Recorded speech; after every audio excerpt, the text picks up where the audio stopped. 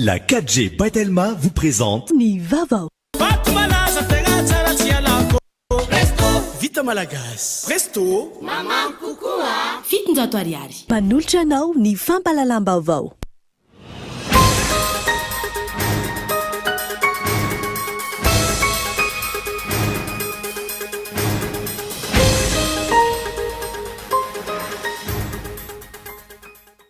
Taorina fanambarana ataon'ny procureur général Omaly mahakasika ny fivoaran'ny fanadihadiana sy ny famotorana ny raharaha Apollo 21 nanambara ministry ny fiarovam-pirenena fa andraisana fepetra ireo mpitandro ny filaminana manao tsy mety. Anomboka rampitso ny fivoriana tsara-potoana ireo parlemanta araky ny fampitsoana izay nataon'ny gouvernemanta mifantoka amin'ny fankatoavana ireo findramam-bola izay ataon'ny fanjakana malagasy fivoriana. Ny marana taony manomboka ny fitsarana miaramila taona raiky amby roapolo sy roa arivo manerana ny faritra ho an'ny eto Analamanga eo amin'ny kianjan'ny betongolona natanterana izany ary aharitra ray volana. Ny asa nanomboka androany teto andrenivohitra ireo bus classe izay napetraky ny commune Antananarivo sy ireo taxi be 500 ariary ny samanarana amin'ny izany. Aingana kokoa ary manaraka ny fenitra ny fitaterana amin'ny ankapobeny raha nambarany ireo mpandeha. Eo amin'ny maresaka iraisampirenena niakatra ny antontanisan'ireo olona voan'ny Covid-19 any France tato anatin'ny 420 ora olona 12 any koa no matin'ny aretina tamin'izany. Ny andinina avetrany.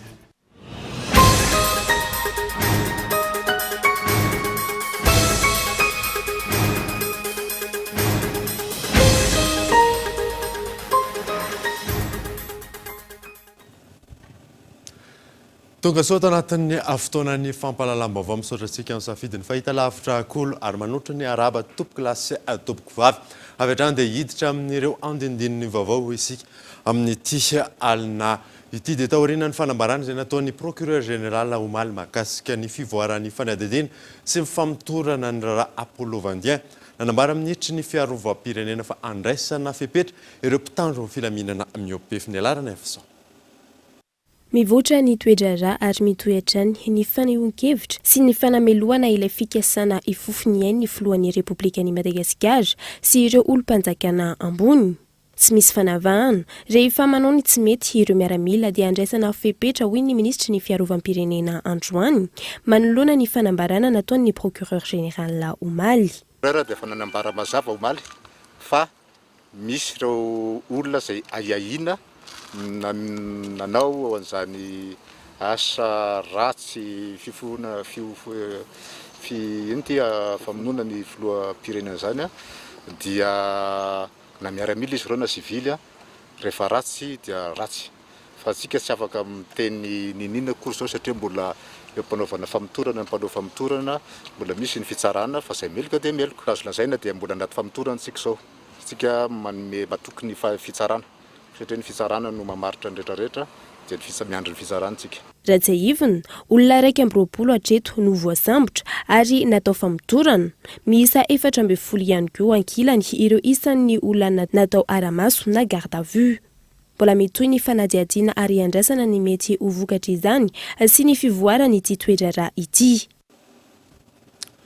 Anomboka rampitso ny fivoriana tsara-potoana n'ireo parlementaire araky ny fiantsoana izay nataon'ny gouvernemanta hifantoka amin'ny fankatoavan'ireo findramam-bola izay ataon'ny fanjakana malagasy sy ny fivoriana Henri.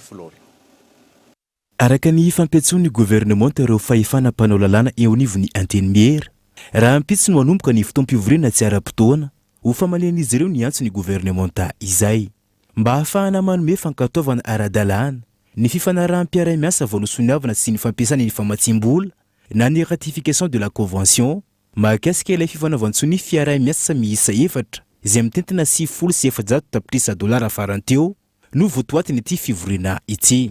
Raitsaivana toy izao manaraka izao ny mikasika izany hampiasana ireo famatsim-bola voazo ireo $700 hatokana hanamafisana ny tetikasa fividianana vaksiny iarovana amin'ny Covid-19 sy hanamafisana ny ameana ara-pahasalamana. $50 kosa no hatokana ho an'ireo tetikasa ara-toekarena na ny projet de transformation économique pour la croissance inclusive na ny PIC 3 afahana manarina indray ireo sehatra ireo taorian'ny krizy ara-pahasalamana. vola mitentina $200 tapitrisa kosa no atokana ho an'ny tetikasa maharitra mahakasika ny fanamboarandalina eto Madagasikara ka lalana mitotaly 250 kilometatra no voakasika amin'izany ary farany vola mitentina $70 tapitrisa hatokana amin'ny tetikasa mahakasika ny fambolena izany no raisina mandritra io fotoam-pivoriana tsy ara-potoan'ny parlementaire ihany koa ny fanapahan-kevitra mahakasika ny fonds souverain raha pitsaoraka izany no hanomboka ny fotoam-pivoriana tsy ara-potoana eo anivony Antenimihera ity mahakasika izay fivoriana tsy ara-potoana izay hatrany dia nanamafy ny kestura voalohany eo anivony Antenimihera-pirenena fa noho ny antony ara-pahasalamana no anaovana ny fionana fatsilay fifandonana eo amin'ny samy IRD izay voizina etsy roga eto Andriatsalav. Notazonina iara-disy iara-iasa amin'ny filoha ireo plateforma ny filohan'ny antoko izay nanoana ny filoham-pirenena nandritra ny fotoana filatsahan'ny ofidiana. Izy ireo no niara-ny asa ka nanoana ireo solombavambahoaka isaky ny distrika. Amin'izao fotoana mivondrona ao anatin'ny IRD ireo antoko hafa manoana ny filoha ka nekeniny ireo filohan'ny antoko. Raha toka misy 420 izy ireo tany ampiandohana tafiakatra 700 ankehitriny raha ny ampy ireo solombavambahoaka tsy miankana nanatevin-daharana. Manoloana izany tsy marina ny feo Ailety Seroa izay milaza fa misy tsy fifankazahoana eo amin'ny samy IRD hoy ny kestora voalohany. Fanamorana ny asa ary noho ny amiana ara-pahasalamana no anaovana ny fivoriana tsy ara-potoana atao virtuel. Io araka ny hazavaiko aminareo io dia fanamorana sy fanatsarana ny asa no ataonay atao amin'ny Antenimihera-pirenena.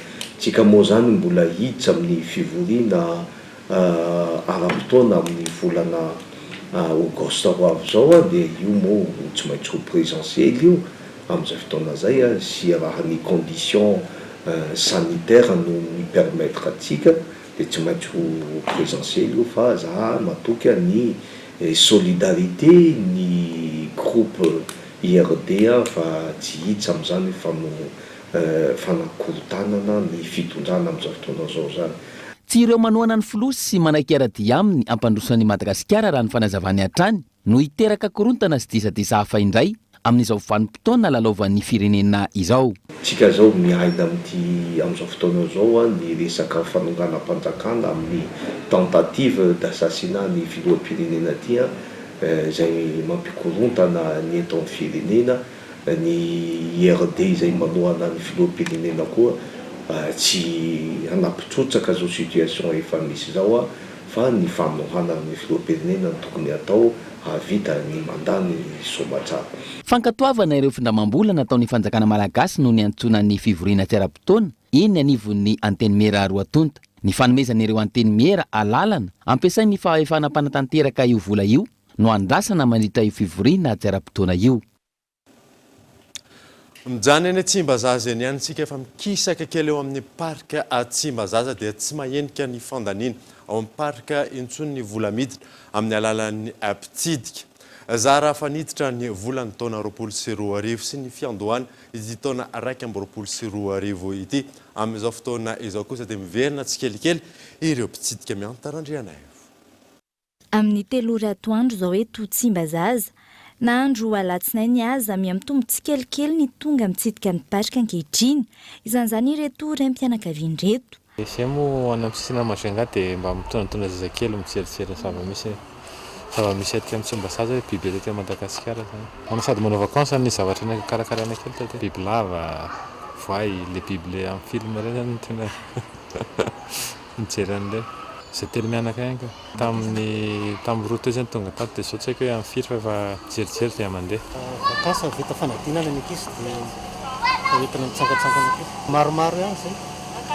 Maromaro kely mitsangatsy kely be daholo. Any ambanivohitra zay fa misy ny fianakaviana avy ety dia fanao fotoana dia nakatra. Hatramin'ny 4 eo zay moa fa hatramin'ny maraina zay taty tamin'ny 7 teo. Sy hoe mba mitondra ny ankizy mitsangatsangana fa ny tena avy eo moa tsy efa mahita io zavatra koa ny ankizy majinijinika koa mba entina mba mandindra. Tsy mbola tafarina tanteraka hatreto ny parka Tsimbazaza taorian'ny fiboahana sy ny firongatrian'ny Covid-19 na miverina tsikelikely aza ny mpitsidika amin'izao fotoana ny fialan-tsasatra ho an'ny mpianatra izao raha oharina ny fotoana tsy nisiny valanaretina mahatratra mandrina ny 500 ano andy ny fianany fidiram-bola amin'ny alalan'ny fitsidihana ato anatiny. Vakansa ny andro dia ilay olona avy any amin'ny faritra ny tonga. Afaraparan'ny herinandro dia ny mpianatra le navita examen ofisialy ny tonga mitsidika. Fa ny isa aloha hatreto dia tena hita hoe ny nahatsasany ny olona mitsidika. Raha tena fampiojiana amin'ny parka tsy mahasehaka ny fandaniana atanatin'ny parka zany raha le vidim-pidirana satria ohatra hoe mitombo ny vidim-pidirana ato dia afaka hoe manatsara raha mitombo akoatrany hoe 500 sy 300 io fa raha amin'izao aloha dia tena hoe ny entretien moa zany filazazany ny tranom-biby na ny zaridaina ny loky samihafa zay no azo atao fa raha ny sakafom-biby aloha tena tsy voaefan'io zavatra. Ny parka zany manana manana ny atao hoe fanampiana avy amin'ny fanjakana subvention dia indraindray koa zay manana partenaire isaky ny département. Ny département tsirairay misy département mikarakara ny biby dia misy département mikarakara ny zavamaniry dia ireo afaka mitady mpiara-minombin'antoka dia anatsarana ny ao aminy. Miisa mandrina ny 200 ny miasa eto amin'ny parka, atsasan'ireo mpiasa mpanjakana ary miasa tsotra ny 100. Ho an'ny mpitantana ny fametrahana paikady vaovao no ahafahana mamerina misintona mitsidika indray. Manao zay ampahafantarana amin'ny parka le hoe le tena any amin'ny kolisy. Ohatra ny ny zavatra tsy fantatry ny olona zany zao dia ahoana fikarakarana ny sakafon'ny biby ohatra. Dia misy biby ane misy lemurian mihinana ohatra tsy voatery voankazo fa mety mihinana tantely izy, mety mihinana atody izy. Hitanao zavatra tsy dia fahitan'ny olona no asainay ao anatin'ny Facebook ohatra. Zay aloha zany ray paikady isintomanay ny olona. Dia indraindray zay manao famaboasana hoe ity zavamaniry ity dia izao daholo ny tsara aminazy sisy dia hoe misy ato anaty parka amin'izay zany ilay olona hay hoe misy an'ity dia mety ho liny izy hijery an'izay.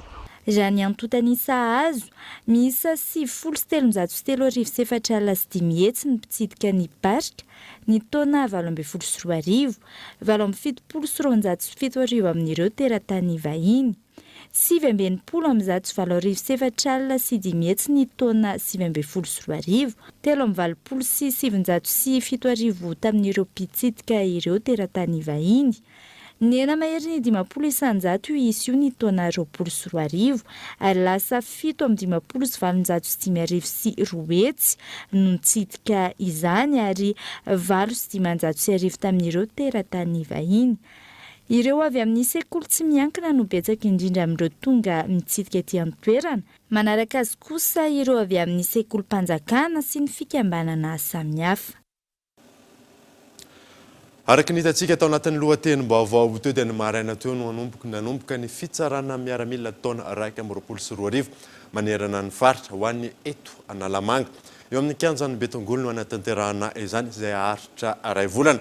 Tokony tsara miaramila avokoa ireo tanora ampy-taona rehetra manerana nosy na lahy izany na vavy na ireo manana fahasembanana azy ny alarina efso. Ny fanaovana ny fitsarana miaramila ho an'ireo tanora ampy-taona no ahitana ny isan'ny tanora ampidirina ao anatin'ny reserve raha toa ka misy zavatra mitranga eto amin'ny firenena ary fantatra ny isan'ny tanora afaka manao miaramila raha toa ka ilaina izany. Adito tsy maintsy efain'ny teratany malagasy rehetra ny fitsarana miaramila ka tokony anao izany avokoa na ireo olona manana fahasembanana azy. Androany misy amin'ireo tanora manana fahasembanana no tonga nanefa ny aditiny. Raha ny maraina teo manodidina ny 40 teo ireo tanora tonga teny amin'ny kianjan'ny Betongolo hitsara miaramila, toerana izay anaovana ny fitsarana miaramila eto amin'ny faritra Analamanga. Natonga nanao fitsarana miaramila aloha voalohany indrindra ny fitiavako tanindrazana dia faharoa malarak'izay ilainy ity zavatra ity indrindra amin'ny sehatry ny asa rehefa any aoriana any manamora ny dossier karakaraina na ohatra hoe ho any an-dafy koa raha dia ilainy izy ity dia izay natonga nanao anazy izay ngamba. Na ihany koa zany hoe fahazahoana karatra maitso dia manamoramora kokoa amin'ny fitadiavana asa, fikarakarana taratasy ohatr'izany any aoriana any. zany zany tena mahatonga ny Aty dia hoe tsara miaramila avany amin'ny distrika Anarivomamy dia mba manosika ho tia tanindrazana dia fitiavako an'ilay izy dia tonga aty za. Mahasia tany amin'ny radio hoe misy ny fisarana miaramila dia mba ho tonga ho lasa mahery folo Madagasikara. Ivato any ala tamin'ny telo maraina zany ala tany za tonga teto tany amin'ny telo maraina zany ala tany. Tanjona apetraka amin'ity taona ity hoy ireo tompon'andraikitra ny avy tany ireo tanora ampitaona sy ireo izay mbola tsy nahavita izany ka karatra mahery efatretsy no efa vonona amin'izao.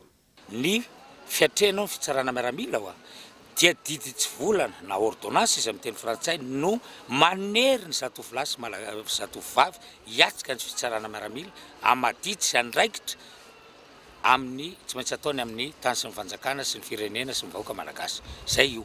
Ho an'ny olona izay eritreritra ny hanao miaramila kosa dia amin'ireo olona izay navita sy niatrika ny fitsarana miaramila 20 ka hatramin'ny 4 taona manao ny fangatahana hoe mangataka ny iantsona azy hiditra ambany fanefa. Ary izay nefa tsy izay mangataka dia tafiditra satria arakaraky ny toerana izay azo ihany no zay no raisina zany. Manomboka androany ary tsy farana ratsy amin'ny 20 Aogositra ho avy izao ny fitsarana miaramila eny amin'ny kianjan'ny Betongolo. Manomboka amin'ny 7 maraina hatramin'ny 3 ny fandraisana eny an-toerana. Miaramila mahery ny arivo kosa no mandrindra ny filaminana eny an-toerana, eo ihany koa ny ekipe medikal. Raha tsy aivona, ilaina amin'ny fikarankarana ny antota taratasy ara-panjakana sy ny fanadina panjakana ny fitsarana miaramila ka tokony anao izany avokoa ireo olona feno taona rehetra na lahy na vavy, eo ihany koa ireo olona manana fahasembanana. Ndray mba mahakasika ny antotanisany Covid-19 dia miampy fito indray ireo voatily famitondra ny tsimikaretina Covid-19 eto Madagasikara raha nitatitra. Izay navoaka ny Ministeran'ny Fahasalamana tamin'ity androany ity. Misy 13 ireo sitrana soamantsara ary tsy nisy ny ainana fohy. Amin'ny total 1.3 kosa ireo mbola anatin'ny forme grave. Tonga eto fotoanany dokavarotra isika orinan'izay atatsika mahakasika ny bus classe. Eo ihany koa ny aitranotranga tany Ambatony Razaka tany rehefa avy eo.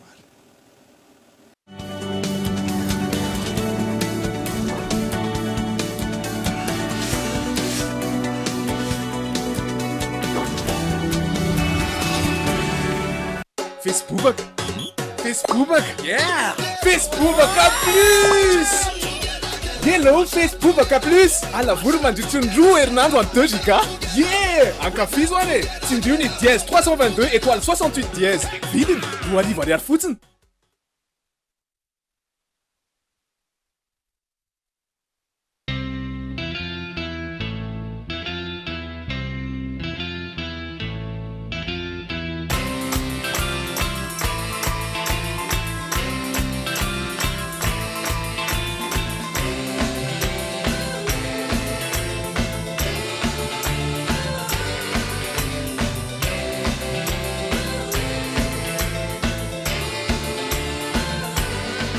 Avec Gino, laissez-vous transporter au cœur de la nature.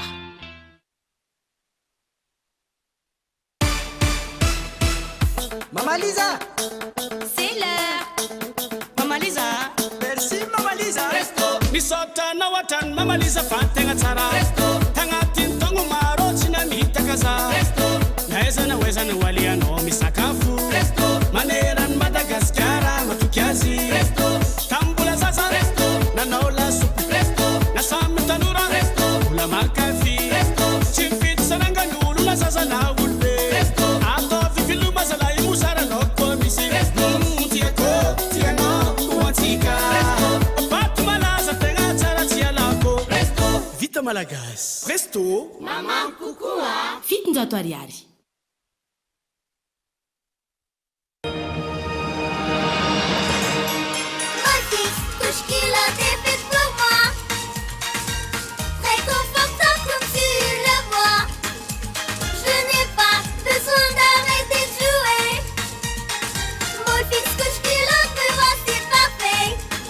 Une invention de Molfix juste pour votre bébé.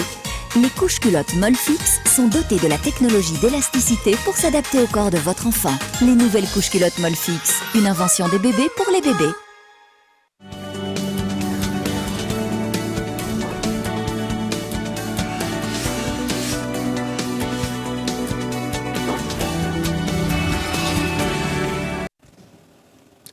Miditra ny tapany faharoan'ny vaovao isika.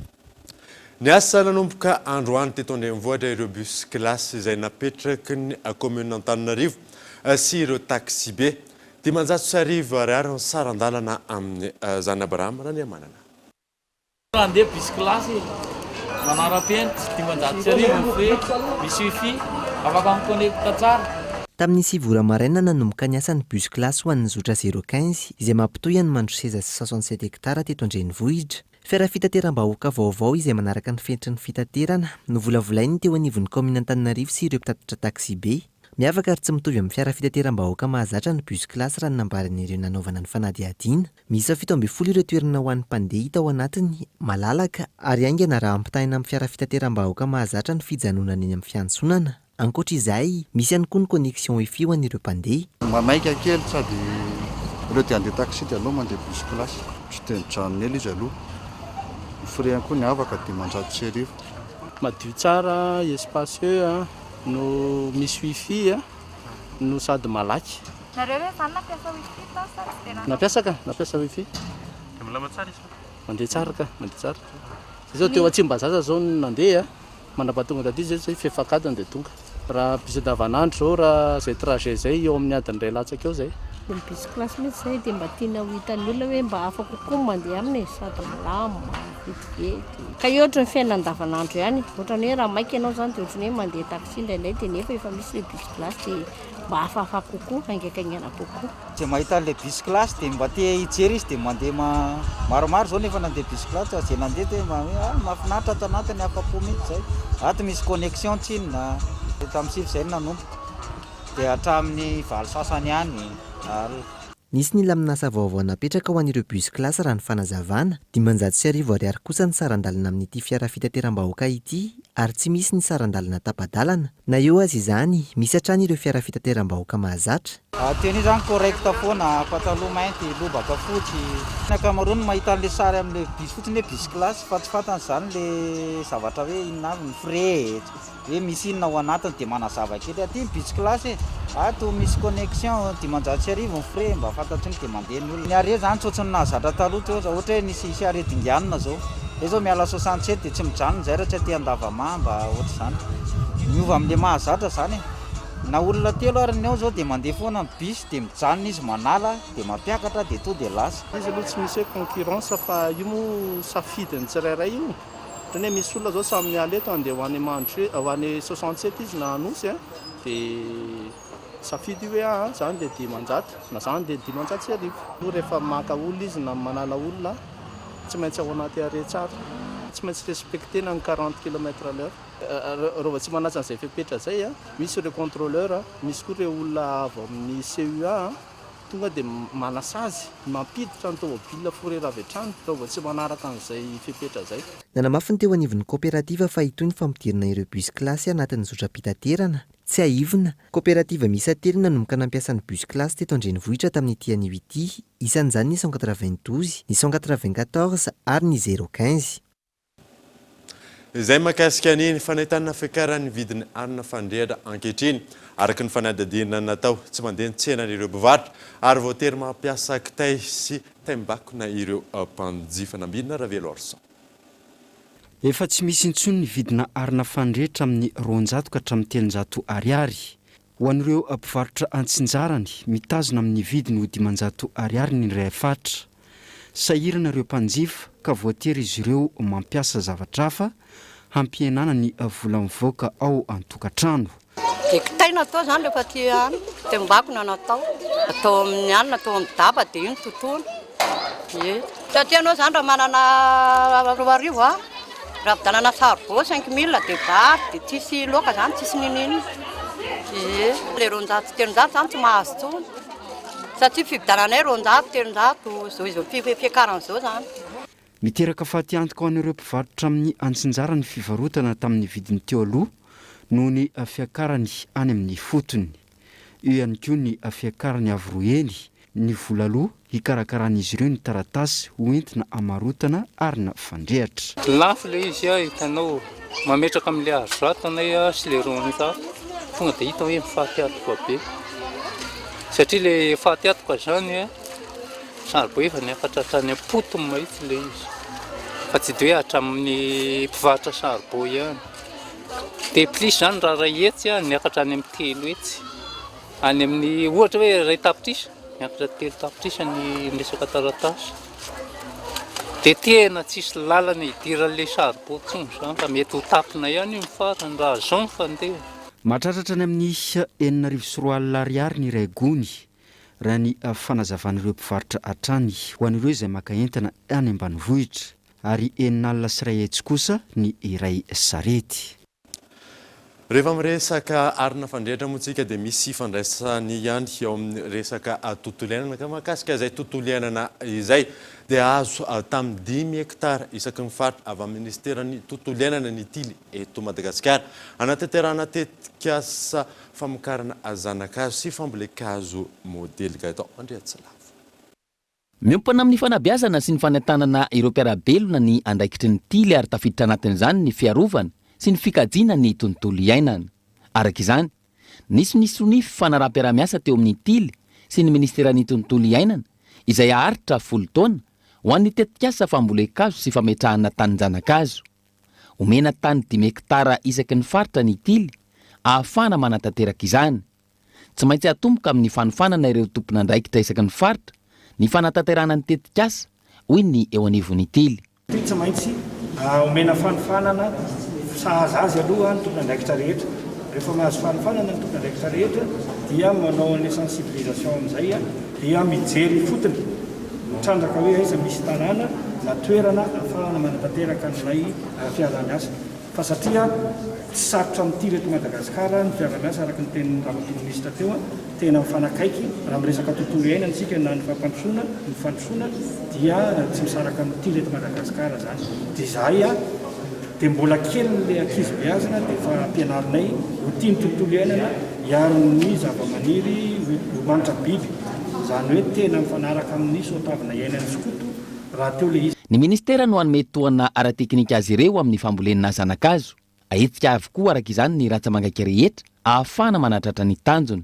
Ny fambolena azo arak'izay tratra ahafana mamerina ny Madagasikara ho rakitrala indray. Mitovy zany ny fijera ary mitovy ny tanjona teny hoe andao sady manova ny atofanahan'ny olona mihitsy amin'ilay fanabeazana fa indrindra ilay manentany mampandray anjara sy mampandray andraikitra. Zareo teny Madagasikara dia manana faritany 7 zany hoe manendrika ny Madagasikara ka efa miasa avao fa ny ty fifanarahana ity zany dia mba hitaka bebe kokoa sy ampitombo an'ilay asa sy fandraisana andraikitra ary ny ministera hitondra ny appui technique zany anampiana azy dao anatin'izay fiarahana mitondra ny finanana. Tsy maintsy amafisina sy ampiroboroboana ny fiarah-miasa amin'ireo fikambanana sy sehatra tsy miankina hiadina amin'ny fiovaovan'ny ny toetrandro. Manandanja ary tsy azo hidivinana amin'izany ihany koa ny fambolekazo. Lafim-baovao hafa kosa indray dia trano misy 330 tao amin'ny fokotany Avaradrova avaratra commune Ambatondrazaka ny kilany hafa ka olona mahery ny 700 ny trabonina tamin'izany. Orinasa fikambanana sy malala-tanana samihafa no nitondra fanampiana azy ireo ka isan'izany ny orinasa mpanjakana fanalamanga ka eto Andriatsylava. Trano misy 330 tafo no indray kilany hafa tao amin'ny fokotany Avaradrova avaratra commune Ambonivohitra Ambatondrazaka. Ponina mahery ny 700 no traboina, tsy manan-koanina sy tsy manan-kelofana vokatra izany. Taoriny ny fangatanana nataon'ny mpitantana ny tanàna, namaly ny antsoka nitondra fanampiana ny orinasa fanalamanga, vary, voamaina, kojakojan-dakozia maro isan-karazany, miampy savony ho an'ireo tokantrano misy 330 no natolotra. Araka ny fantatritsika moa ny orinasa fanalamanga, orinasa ny fanjakana ary raisina eo adidin'ny orinasa ny manampy ihany koa ny ataontsika hoe traboina tahaka an'izao amin'ny hoe vohikava mahatratra dia tonga zany ny orinasa nanome fanampiana ny sakafo zao ny olan'ireto olona reto dia sakafo aloha zany nomena azy vary fotsy sy ny fitaovana kojakoja ilaina amin'ny fiainana andavanandro an-dakozia saika-ponina sahirana ara-pivelomana avokoa ireto trapasairana ireto izay nankasitraka izao tolo-tanana natao azy ireo izao. Zao ary ny zavany sy ny rana azo dia takila ratsy ihany ngambany atao hoe fo malahelo ka tsy maintsy omena fisaorana ihany koa nareo satria ny mpanolotra tsy maintsy isaorana. Nambarany sekretera jeneralin'ny faritra izay nisolitena ny governoran'ny Alaotra Mangoro fa zava-dehibe amin'ny faritra ny fananana orinasa mahatsiaro ny tamberina andraikitra amin'ny vahoaka tahaka izao izay mifameno amin'ny ezaka ataon'ny fitondram-panjakana. Alohan'ny idirantsika amin'ny vaovao iraisam-pirenena dia mbola ao anatin'ny ady amin'ny valina retina isika amin'ny azo fotoana izao ary mbola misy ny fanentanana ireo ankizy sy ny mponina rehetra hitandrina amin'ny izany. Nisy ihany koa ny fanentanana ireo ankizy manoloana ny herisetra mety hanjady azy ireo. Ny alarana efso. Nanomboka ny volana novambra 2024 hatramin'izao, mahery ny enin'alina ireo mpianatra nahazo fanentanana mahakasika ny fiarovana amin'ny valana retina COVID-19 ka tamin'ny sekoly miisa 200 teto amin'ny faritra Analamanga no nanaovana izany. Fanentanana izay arahan'ny ministeran'ny fanabeazam-pirenena sy ny fikambanana ASOS. Mbola ao anatin'ny ady manoloana ny valana retina COVID-19 isika ka ilaina hoy ireo fikambanana ny fanentanana ireo mponina trano. Tsika moa zany dia mikaroka foana hoe ahoana ny afahana mandresy lahatra ny fiarahamonina amin'ity ady amin'ny coronavirus ity. Dia izay no anisan'ny safidiny anankiray satria tafiditra ao anatin'ilay hoe approche enfant famille, enfant communauté. Dia akoatran'ny hoe ahaizan'ilay ankizy an'ilay ataontsika hoe geste barrière ahafahany misoroka ny ady amin'ny coronavirus dia zareo koa avy eo zany ohatran'ny hoe mandresy lahatra ny ray aman-dreny, mandresy lahatra ny zokiny mampita an'ilay hafatra ao an-trano ao anatin'ny fiarahamonina mahakasika an'izay ady amin'ny coronavirus izay. Akoatran'ny fanentanana amin'ny valana retina, misy ihany koa ny fanentanana amin'ny resaka herisetra atao amin'ireo ankizy. Misy ny fiovana eo amin'ny toetra amam-pihetsiky ny fiarahamonina dia ireny resaka herisetra ara-nofo ireny moa zany tena hoe mamoetra fa tsy hoe ambany ny sasany dia misy koa fanabeazana ny ankizy hoe hanana toetra mampihetsika izay ilaina eo anivon'ny fiarahamonina ary indrindrandrindra mahakizy azay dia hoe omena fahafantarana ihany koa zany ilay ankizy hoe hahay hitandrina ny tenany amin'ny resaka herisetra ara-nofo amin'ny ankapobeny mifototra amin'ny fifanajana. Faritra Analanjirofo sy Analamanga no nanaovana ny fanentanana raha ny fanazavan'ireo tompon'andraikitra. Ho famaranana ny hetsika tamin'ity taona ity ireo ankizy tamin'ny sekoly tsy miankina ara-pinoana iray no nanaovana izany. Tsika malagasy ady amin'ny coronavirus. Ho antsika rehetrarehetra zany tsy akamapaka ampiakariny arotava. Mahakasika izay COVID-19 izay ihany koa ny vaovao iraisam-pirenena dia miakatra ny antontanisan'ireo olona voan'ny COVID-19 any Frantsa.